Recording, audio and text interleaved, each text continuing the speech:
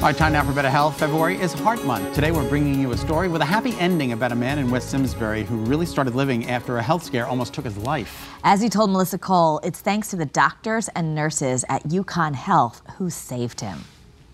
This is the biggest part of the mountain of Kilimanjaro. That's the cap. So we climbed up all around here. It took 11 days. One of Bill Eisenberg's greatest life accomplishment is climbing Mount Kilimanjaro. Actually, summit morning, that was at 5 o'clock in the morning, and it was minus 10 degrees. This trip isn't for the faint of heart. And speaking of hearts, more impressive than the climb itself is that Bill did it after suffering a massive heart attack. There's a blockage, there's a severe blockage in this main artery here that goes down the front of the heart. It's called the Widowmaker. Yes, Bill's cardiologist, Dr. Peter Schulman of the Pat and Jim Calhoun Cardiology Center at Uconn Health, uses the term widowmaker, meaning it's the kind of heart attack that can kill you fast.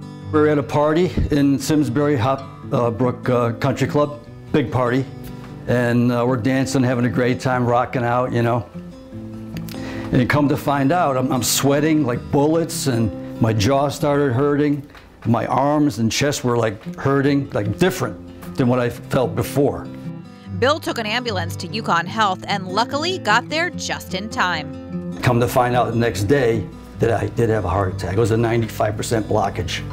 This came as a shock since he always lived a healthy lifestyle. You know, always running around, bike riding, hiking, running, jogging, skiing, skating, everything. Never overweight? Never overweight. Ate pretty healthy? Always ate healthy. Okay. We know smoking is bad for the heart. We know obesity is bad for the heart. High cholesterol is bad for the heart. If you have diabetes and the diabetes is uncontrolled, that is an important risk factor.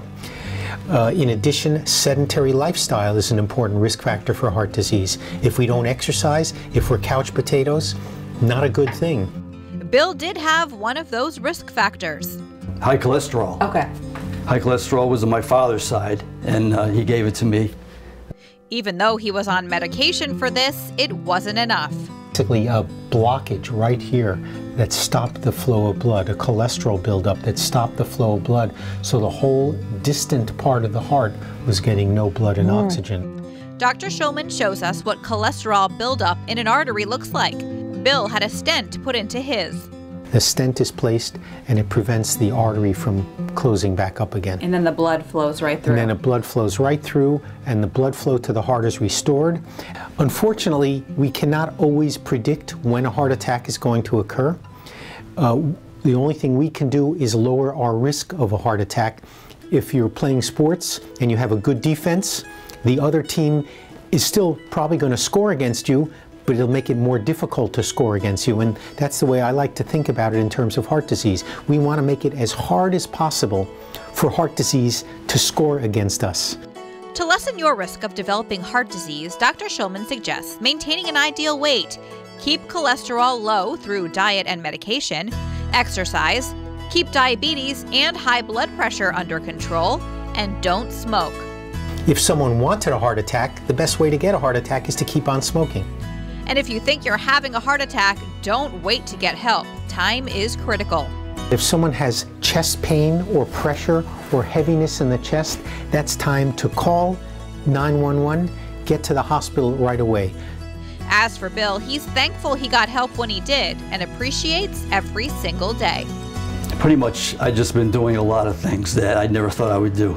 Traveling all over the world, hiking to Kilimanjaro, the Himalayas. My wife and I went to Peru, Machu Picchu.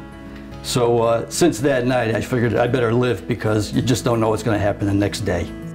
Bill has really been sort of the poster child of what you can be after a heart attack. He has exactly done that. He's one of many, he's one of a number of patients who've really made changes to their life, became a basically the heart healthiest specimen you could want to imagine.